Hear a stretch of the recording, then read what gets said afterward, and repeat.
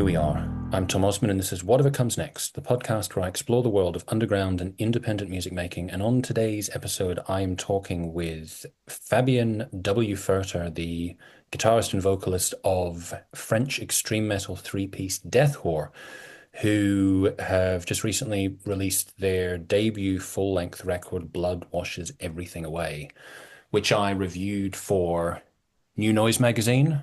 One thing I should just say before anything else, if you've listened to other episodes of this podcast recently, you're going, Tom, suddenly your sound is terrible. I'm visiting my mum, and I foolishly forgot that I needed to record this introduction, and so I did not bring the microphone and the sound card with me. But the good news is that once I finish this introduction, everything's going to sound great because I recorded the interview with the proper sound card. I first interviewed Fabian for Blessed Altazine a few years ago, and that was back when he was still active with his previous band, Wheelfall.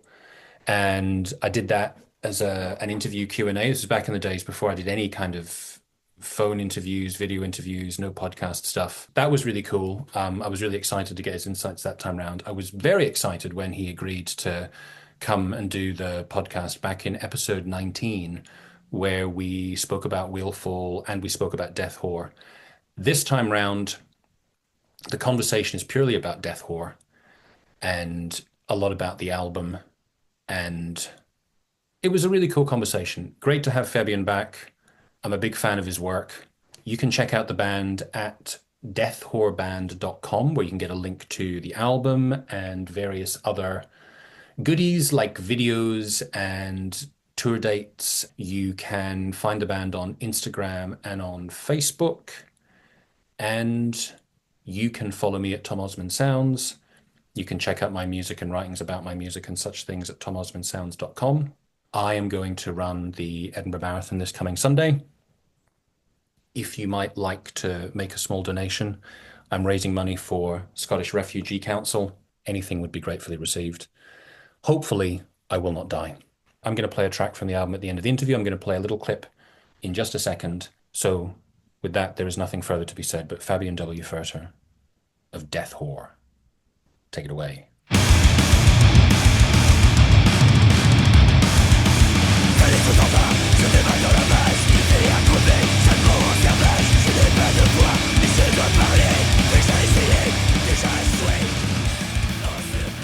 So, Fabian, I recognize the room. I recognize your Swans poster. In honor, I have my Swans t-shirt. I almost wore it today, so that's. But you went for the Misfits instead. Good choice. Yeah, it changes a bit. Yeah, I understand that. So anyway, Fabian, it's cool to see you again. Thank you for joining me once again. Thank you. Thank you.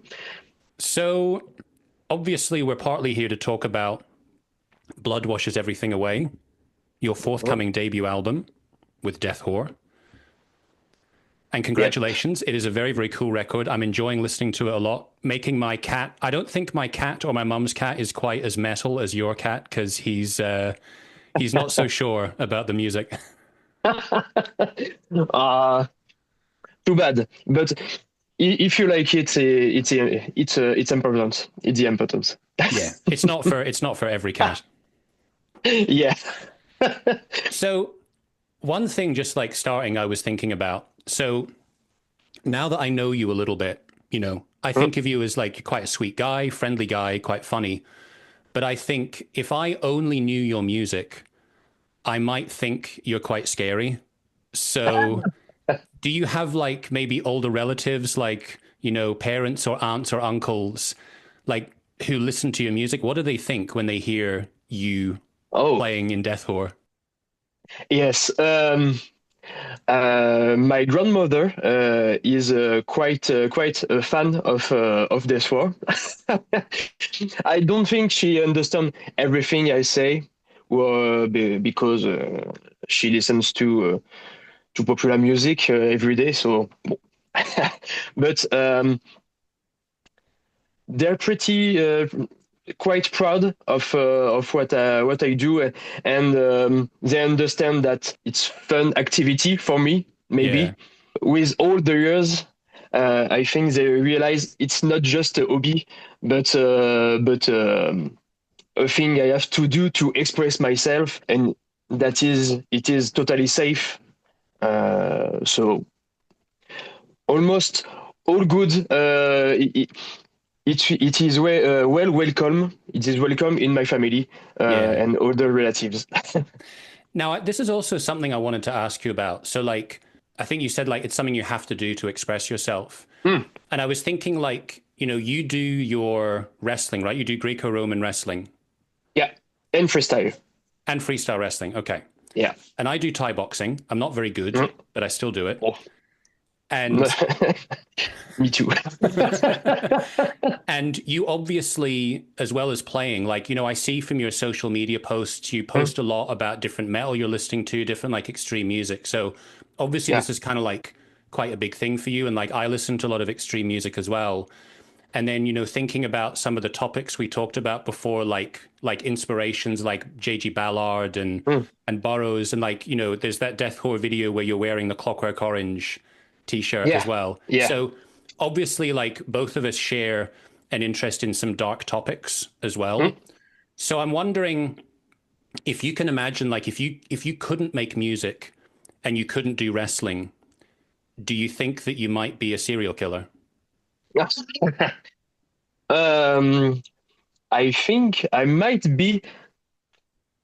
Uh, it's hard to say, but maybe a terrorist, an anarchism terrorist, something like that. Yeah. It's just to kind of, yeah. I know I'm mm, like choosing an extreme example, but I do think about it sometimes, like, what is it that we need to do, or like what is mm, it that we need to get out by doing this yeah. stuff? Maybe I'm a bit of joking about the anarchist terrorist, uh, but in reality, I think if I did not make music or wrestling, I think maybe I would be in my couch maybe and doing Yeah. nothing. Probably, I don't know. I don't know, but. All these topics of anarchists in the 20th centuries who worked to piss off the elite. It's kind of inspiring in a way. So I don't know. Because I was thinking about that, like if we go into the music, some of the songs, like Ouais. Infernal Terror Machine. Mm, So I was looking at the lyrics for that, and there mm, is that kind of imagery of the elites and kind of, pushing against them. And I was thinking to myself that, some forms of music are more connected to protest than yeah. others. So like normally when people talk about death metal, it's like it's gory and it's fun. Mm, But if you have like grindcore or you have crust, that yeah. more has that kind of like political protest kind of side of things. So I was wondering for you, like with some of these topics that you're thinking about, I know sometimes there's comedy and sometimes it's like Mm. it's fantasy. But do you think that there is like a protest element in what you're writing about? Yeah, I think there always been a protest writing in what I write, because even with Wheelfall, with the concept albums, there was always something behind the lyrics and maybe fantasist things. When I talk about real things and the society in general. Mm, And in this war, I can push that further because it's something I always think about. I'm living in this society. It's hard enough to live in this society. And I understand that a lot of bands in death metal or black metal, etc., do not want to write about this because we live in it. So it's enough.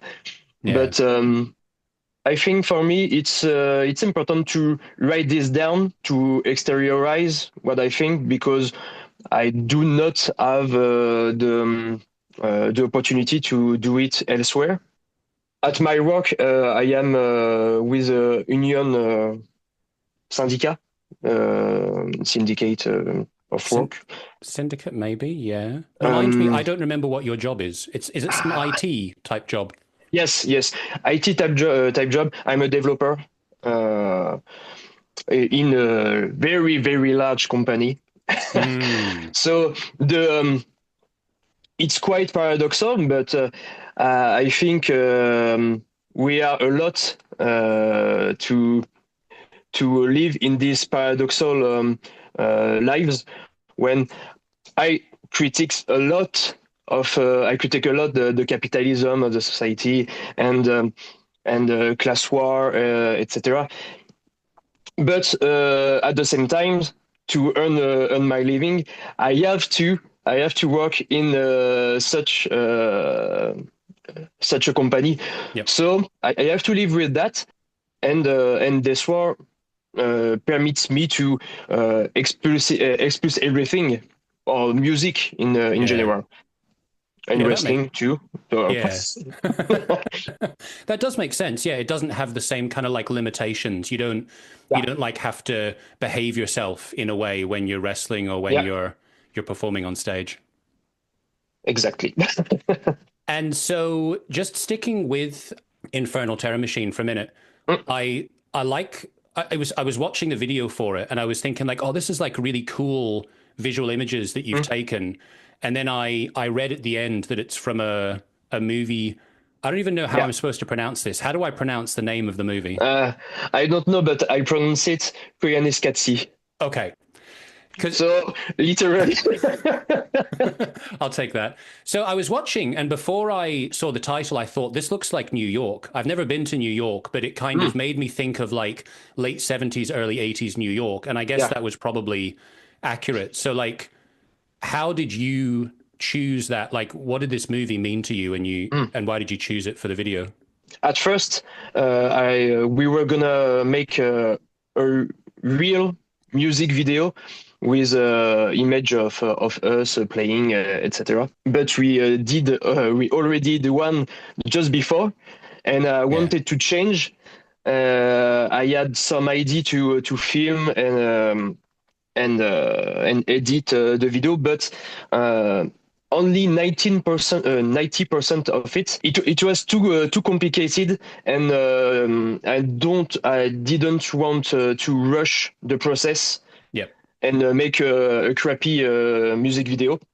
So I thought to myself, okay, uh, I can make a mini video, 10, 15 seconds, with two striking images, and I immediately thought about Koyaanisqatsi, and so I began to do this. And at first it was 15 seconds, and I kept on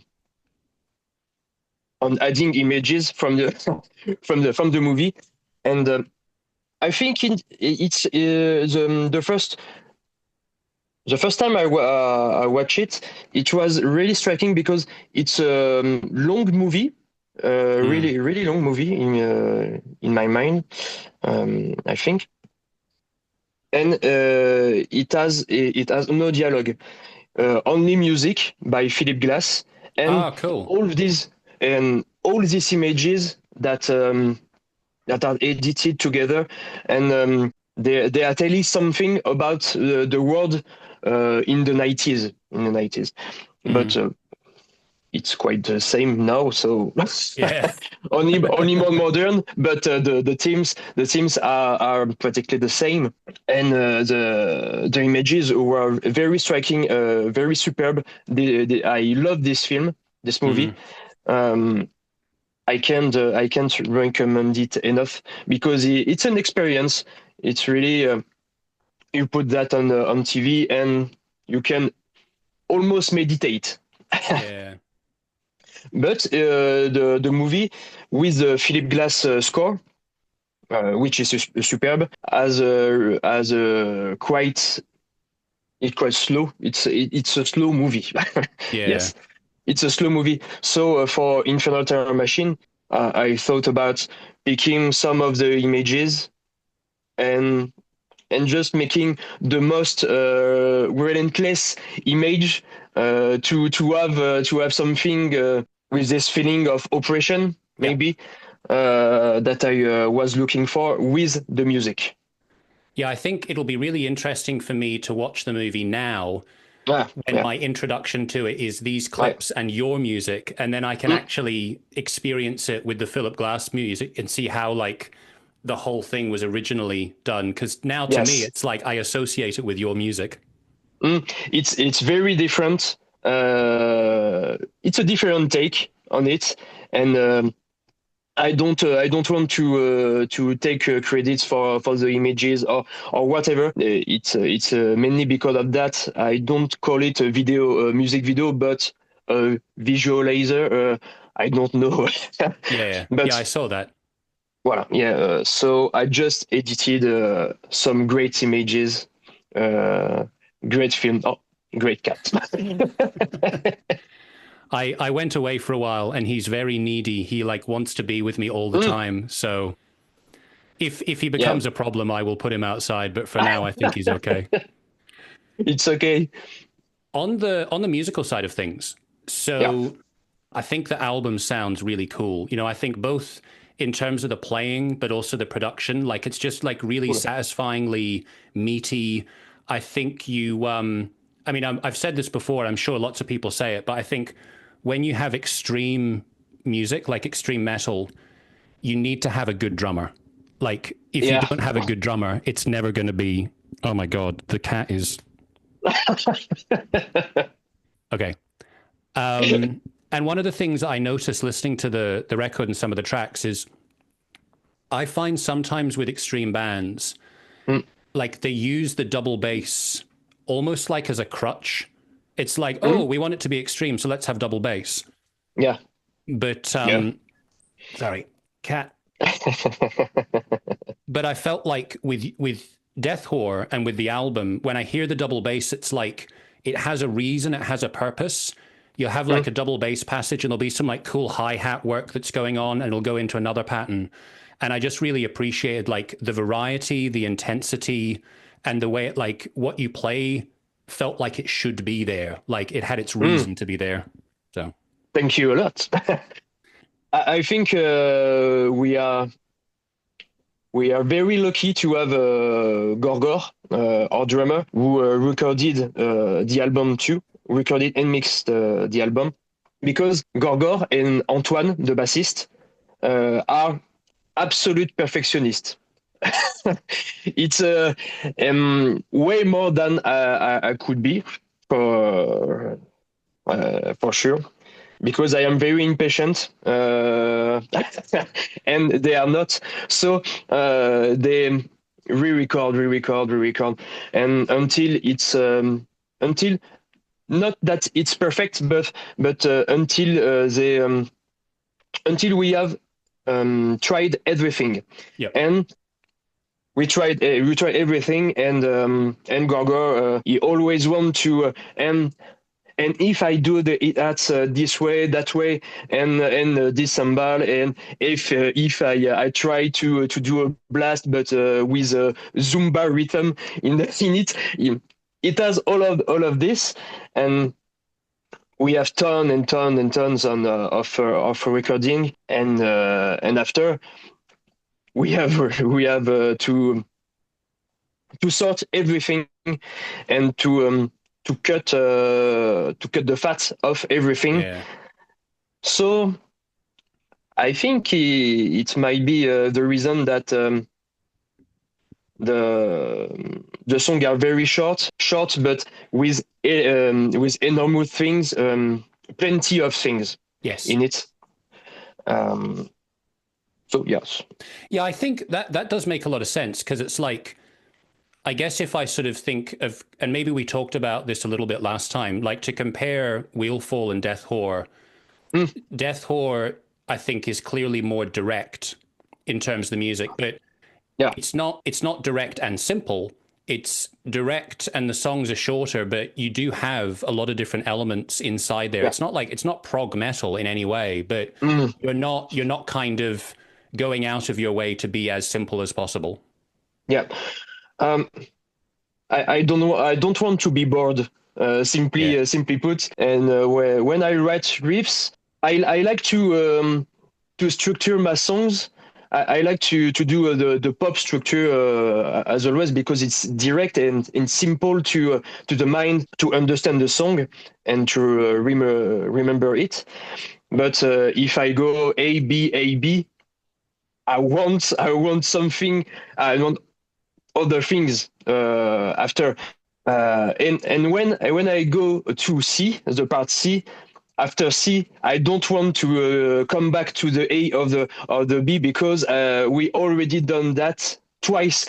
Yeah. So it's sort of all the time. It's that in Death War.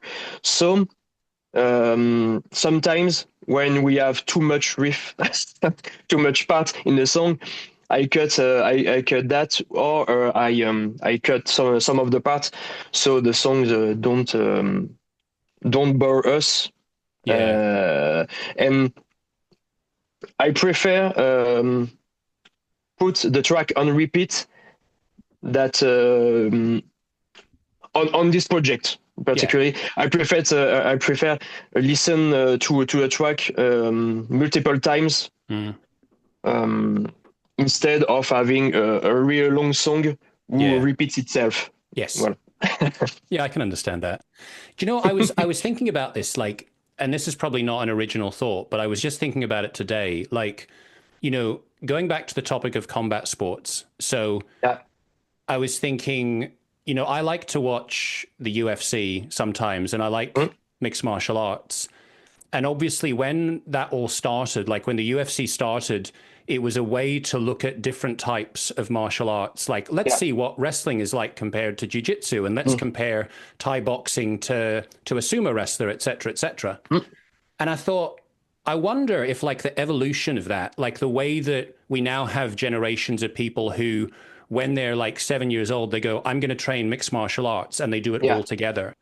Do you think that there's like a parallel with extreme music? Because in the early 90s, it's like there was death metal or there was black metal, Yeah. and then like there's grindcore, and you still have bands that like just focus on one.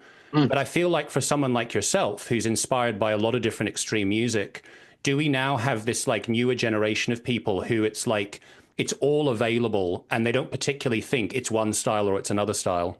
yeah. Um, I think it's inevitable because like you said, we grew up with a lot of different music, and these kinds of music were really influenced by all other kinds of music, and were it was already a mix of a lot of things. Yep. um, and I think if I compose only in one genre for one band, very avec des œillères avec with Very narrow. yes, very narrow. I don't think it will be satisfying enough because I think when Cannibal Corpse first released their first four albums, it was it was it was novel in a sense. So it was already a mix of thrash metal and maybe other things that I don't know, but but they were doing their things, and now this is considered classic death metal. Yeah. Um, so right now, if a band is doing exactly what Cannibal Corpse was doing in the 90s, I think I don't think I find that this interesting. Not interesting enough. it's maybe fun or cool to listen to, but Yep. maybe I want to hear some 20 25 things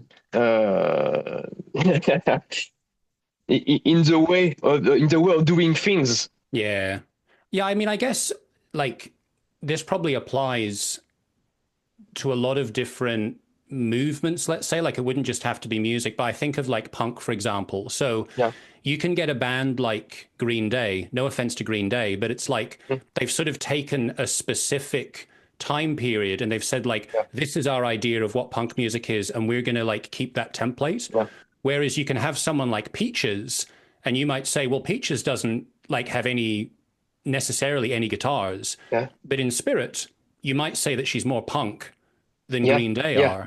Or like the Okay. Butthole Surfers. You could say like Butthole Surfers are punk. They don't play like the Clash, but they Yeah. have that spirit of we're going to do whatever the fuck we want. We don't care. Mm-mm. And I think you're right about that. It's more about the spirit of punk or death metal or the things. More about the period that the music. Indeed, we have to think about what is death metal now in 2025. What is punk, and what I want to express. Ouais, Yeah. in terms of punk. And in this world, for me, this world is very punk in its aesthetics and way to tell things and all the whole process for me is what I think of punk Yep. would be.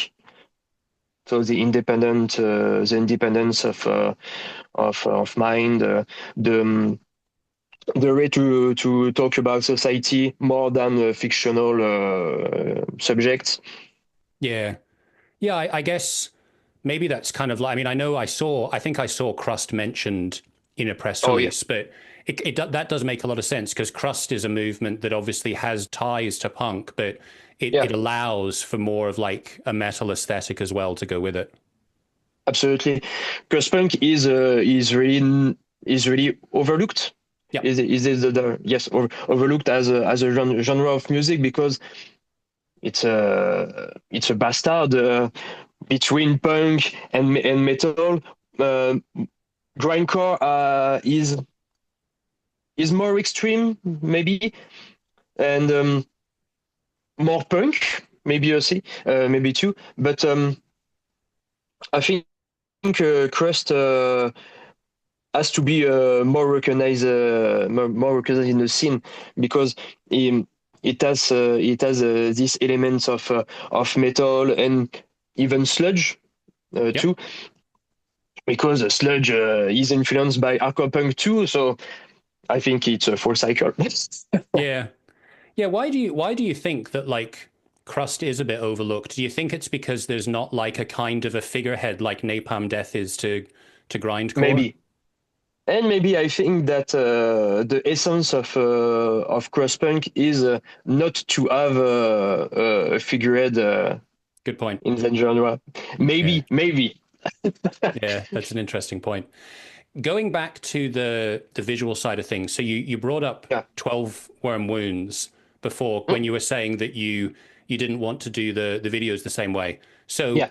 going back to that video, I'm kind of curious to know, like from a sort of behind the scenes point of view, how expensive was it to put that together? Because on the surface, I think like, oh, like it's a pretty simple video. But I bet even as a simple video, that probably required quite a lot of organization and logistics and everything and money to do. So, Not quite. It it was fairly very simple video to make, but as always, paying for the building to play in the building was really not expensive at all. We had the day in it, and we recorded only from 10 a.m. to 13 p.m. No, 10 to a.m. 13, 10 to Yeah. 13. Yeah. So it was quite fast. and really not expensive. I have a friend that film the whole thing with two cameras, and he has his camera. I got mine, and that friend, we did a lot of music video together. So we have already experienced that sort of way of doing things.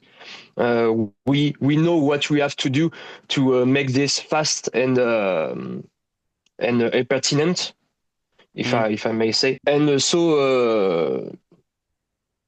I didn't pay him with money for that, because it's sort of thing with we arrange things between friends more than other things. And the whole post production, I ended it. So maybe for others bands and in the industry, the editing of a 3 minute long video uh, is quite expensive. But as I know how to do it with the lot of music video we did with Wheelfall, etc. I can do it myself, and it's free. It's not free of my time or Yep. or experience, but Yeah. it was free. So this music video cost us in money. It cost us $50 in Aha. total. But there you go. Like, I guess that goes back to like the kind of punk or like Yeah. DIY ethic is like you say, Yes. if you had said, okay, I need to hire this person for this Mm-mm. and for that and for that, the cost could get quite high. But if you're willing and you have enough experience and knowledge and you Yeah. know people, you have friends that can be involved in it too, you can do it for almost nothing. Absolutely, and you have to know what you are capable of too, because for this one, I did know that I wanted something very simple, because it was the ambience of the music, and the song is for me one of the simplest in the album. So it was to really present the album and the band as it is now. And I didn't know it was. I wanted a simple music video. Yep. But for the next music video for the song Noyé dans le sang, Drowned in Blood. For this one, we wanted with the band to have some claymation, so animation with clay Oh, cool. for the music video, and we do not know how to do that, and it requires a lot of experience and talent to do that. So I reached to other people to do it, and this time it costs money, and it's a normal thing, Yep. because we pay for competence and experience and all that. So it's a way shorter song, but way higher price. Yeah. But it was cool for us to do that, like a little gift to us, Yep. more than. I don't think releasing a music video nowadays is as important as it was in the 90s or 2000 with MTV. Yeah. Maybe today, nowadays, it's important to have content. Mm. Bad word, but Yeah, I know. I understand. have content, but quality music video who strike the mind. It's not that important. I have a lot of friends that don't care at all about music video. Mm. So if you have a music video, it has to be memorable, or you don't spend any money, any expecting things in this video. So for Noyé dans le sang, it was a gift to us. We thought that claymation is a great way to emphasize the fact that Death Whore is about do it yourself, is about that craft of doing thing, and nothing is nothing is faked in it. It's all work and fun. In resume. Well, I'm glad that you chose that as one of the singles because that is one of my favorite songs Yeah. on the album. Oh, okay, cool. When I was going through the album, I was like taking notes on it. And I wouldn't write this in review, but what I said for my notes, I said this track fucking rips. We love this track too. In fact, it was with 12 Worms. There were the first two we wrote and developed for the album. We had others, but we abandoned them. But Noyé dans le sang is a track that we played a lot live before recording it, and I tweaked a lot a lot of the lyrics live. So I was testing the lyrics in the in a live situation. It was quite fun. I have a recollection of memory that sometimes I even not doing lyrics at all, just making sounds, just doing sounds, just to nail the rhythm in the song, and it was okay for everybody, of course. Nobody noticed. Yeah. And so, like, that's not the first time that you have titled a Death Whore song in French, but I don't remember like in the past, and I can't think with this one. Are the lyrics actually in French as well, or are the lyrics in English? Yes, it's in French. Okay. The title and the lyrics are in French, like on the last EP, Le droit à l'asphyxie. Yeah, it was this one. I think it's important, and I like to do some French lyrics, but in a certain context. The way of singing is very different, and sometimes it's not. If it's in French, it's not at all what I have in mind, because I grew up with. Well, almost all English bands or songs. So when I imagine some lyrics or lines on the song, almost each time something very English, Anglo, that come in mind. So I really like writing in French, but I think it's for a very small part of an album for me, because I really like the English language in our songs.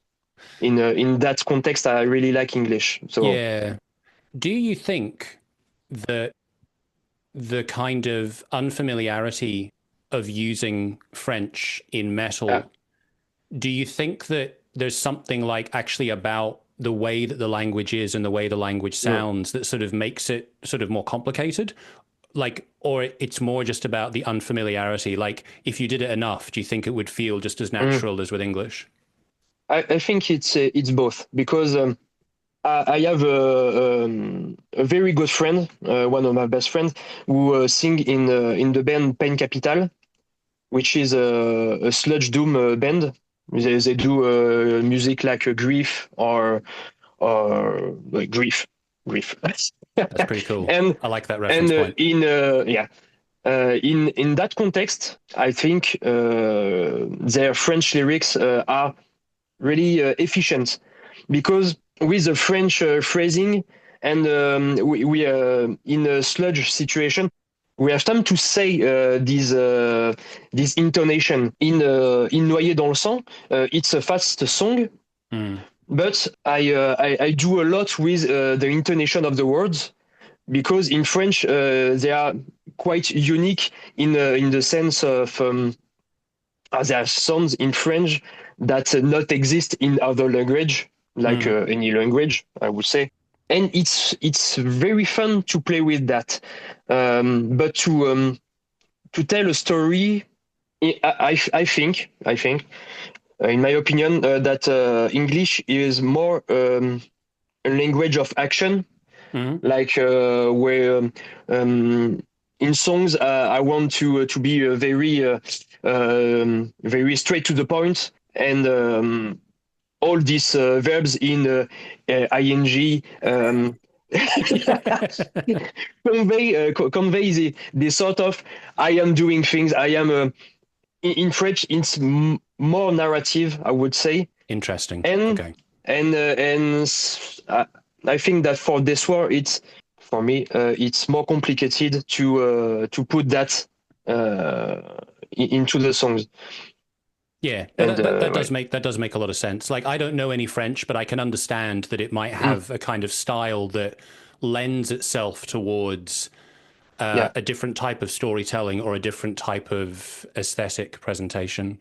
Mm, mm, mm, On the like, we've brought up a little bit kind of like social media side of yeah. things. So this is something that I've been exploring more and more with people that I talk to, and as like a little side thing.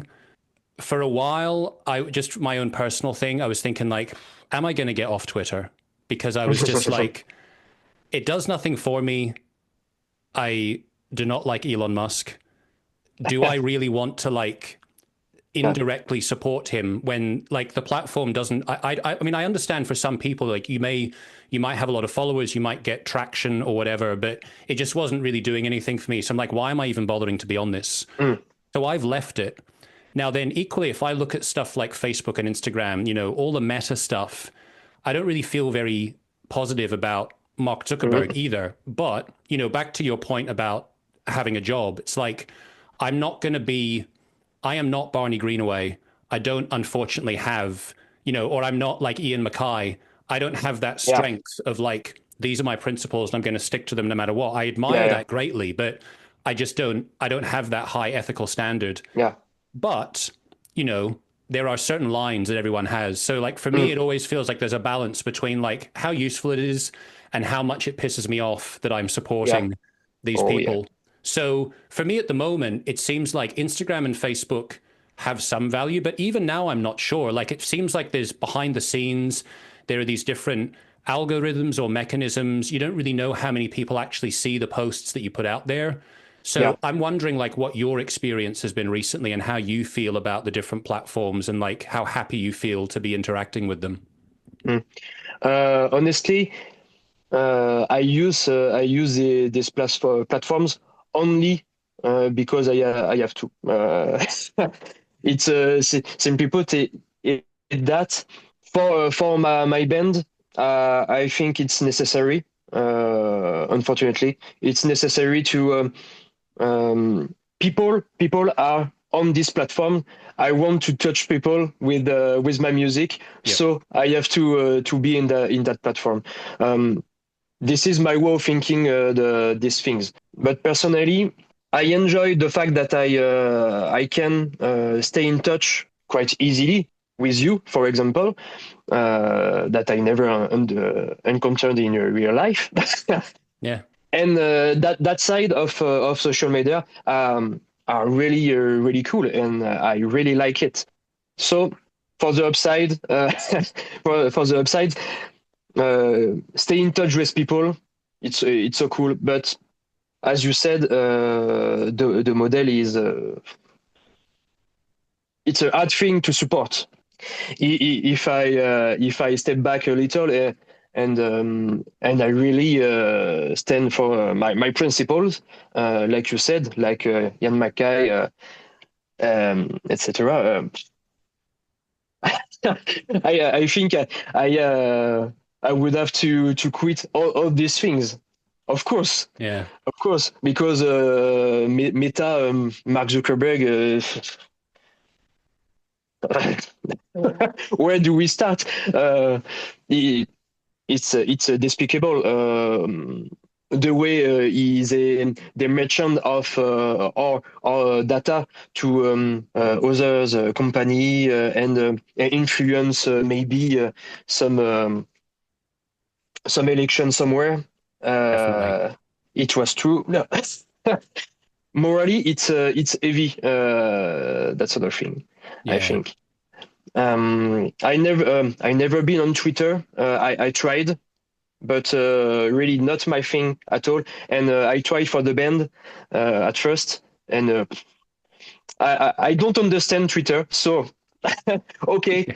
Uh, but Instagram, is the platform I use the most, even on a personal level, because I figure out that if I train the algorithm, he give me back what I want. But it's also a really it's also a bad thing that, because like everybody, the algorithm show you only what you want to see, Yeah. and there's not much room for discovery, intelligent discovery, I would say. Yeah, I guess it's the same like principle with Spotify. Like, Yeah, okay, you can get an algorithm that will give you the kind of stuff it thinks you yeah, like, and that's fine, but it doesn't give you the opportunity to break out of that into other things you might actually enjoy as well. absolutely. Uh, on the subject of Spotify, I think for this platform that the algorithm is quite interesting, because I did some really good discovery on that. Even if they pay like shit, everybody. There is that. But in my way of thinking things, like I said, everything, everyone listen to music on Spotify. Yeah. I think it's 80% of it represents 80% of all the streaming of the music, Spotify. Mm. So I have to be there, because if I am not, it's kind of it's punk, yes, but it's suicidal too. That's true. That's true. Thinking about the release of the album, so something that I've noticed, obviously you've got No Good to Anyone Productions, which we've talked Yeah, about before. And so for the latest release, I see that we've got Duality Records, Specific Recordings, Crypt of Dr. Gore, and Hecatombe Records. Does yeah. this indicate that these were deals you made for all different parts of the world? Like, why No, so many different labels? it's not for a different part of the world. Hecatombe is a Spanish label, but the other one are all in the east region of France. Ah, okay. Yes, and Duality and Specific Recordings. I know them for a while now, because we already did some release together, and these two, I think it's a great thing to have them on the release. It's a natural thing, I would say, because we have done so much to help each other in the past, that it seems logical for the first album, paying homage in a sort of way to these little independent label that put their art in art and money, a lot of money that they're never gonna see again, in that, in this music. So I'm really really proud to have these two labels, the other ones too, but I know them for a shorter time. Mm. Crypt of Dr. Gore, I did not know them before sending them the album, but I did know that, in terms of mentality and the way they were doing things, I know they are the same page as us. And Hecatombe is the exception, because we are all French, and Hecatombe was not the only one interested, but he was very eager to participate actively in this album, because he liked it very much, and he was open for everything. and it was really cool to see that. And I think it not much larger than some of the other label, but it has some traction on the death metal sort of things. Mm. So it was interesting for us to have a label that put out death metal more than hardcore punk, because Death Whore was until that more tied to hardcore metallic hardcore music than death metal, and with this album it's more crust of death metal, but not anymore metallic hardcore than the beginning of the band. Mm. So it was important to say, okay, there is a little shift in the aesthetic of the band too. And what about physical formats of the album? It will be released in a CD, a tape, and in vinyl. So the classic.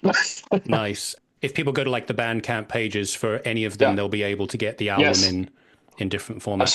Absolutely. It would have been nice to have some labels in the United States, but no. Maybe next time. Maybe next time. Yeah. Maybe next time. Well, oh, that's one more thing I need to ask you about. So live shows, what have you got lined up? Not many for now. I was quite lazy with that. I guess you have to be brutally honest. Yes, but and the booking we do that by yourself. Yeah. Of course. We try to have booking agent, but in our genre it's quite hard. We know we love to play in small clubs and maybe bars, and so I have to get back on track on that, and I want to schedule a French tour for one at the end of the year. So maybe five six gigs around that before the end of the year, and then after maybe more in Europe, but we'll see. You think you might come to the UK? Yes, it's in the plan. Nice. And well, if you're going to come to the UK, make sure that you play in Glasgow. Yeah. Because the crowd will be very good. Yes. In fact, I heard some really, really good things about Glasgow. In fact, I think it was some of my best friend is singing in Ed Bussa, the hardcore band, and I think they play in Scotland.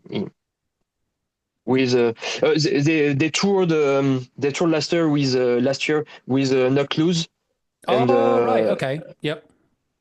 It was a big thing for them. The planet all aligns with this band. They recorded 2 demo, and it was cool. Direct ascension, cool for them.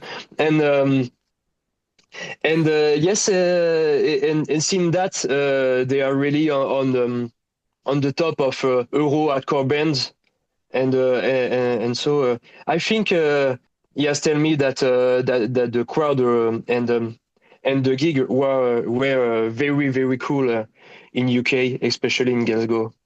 So I want to experience that too. Yeah, like, I don't want to be. I know, like, people can be very like, oh, this city's the best or our city's the best, whatever. Like, I think as a tourist, to come to UK, there's loads of amazing places you can see, but I think there are enough people out there who will tell you that like Glasgow is a really cool place to play live. Like for whatever reason, the crowds there for like rock and metal shows, I Yeah. think are really Ah, cool. cool.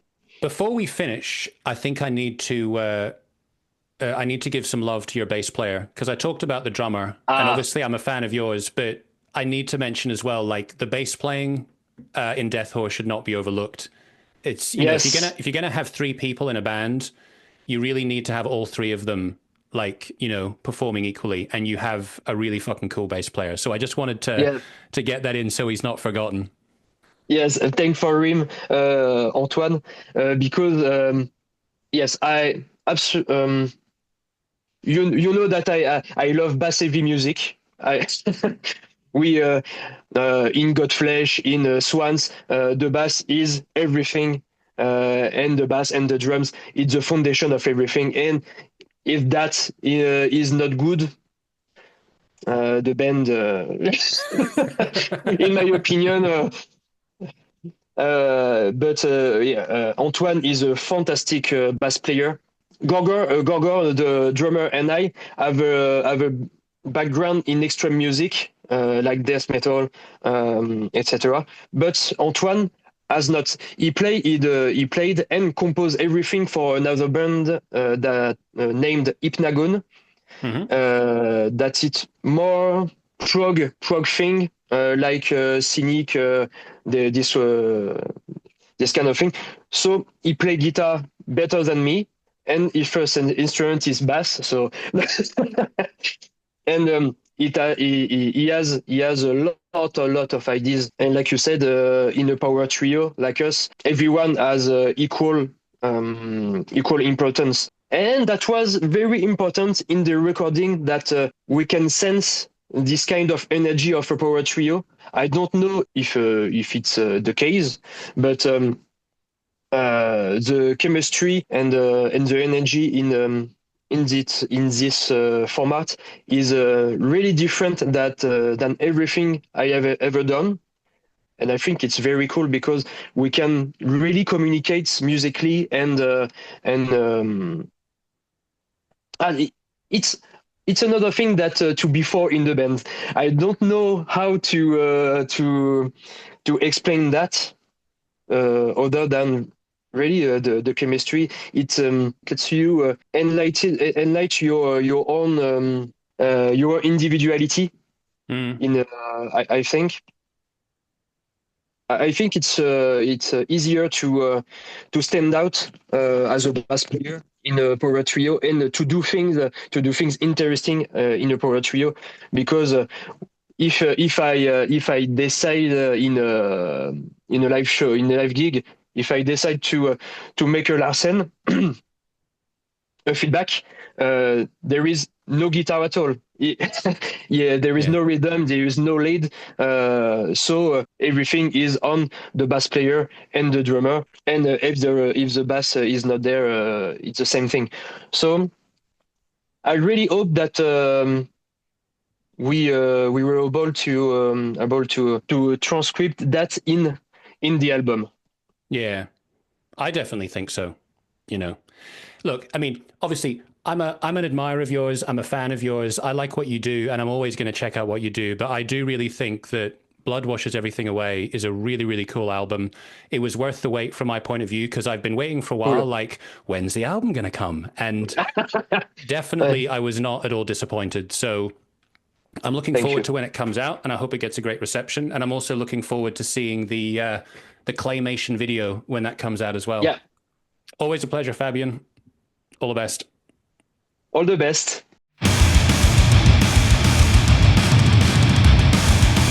Félix Furter, je n'ai pas de la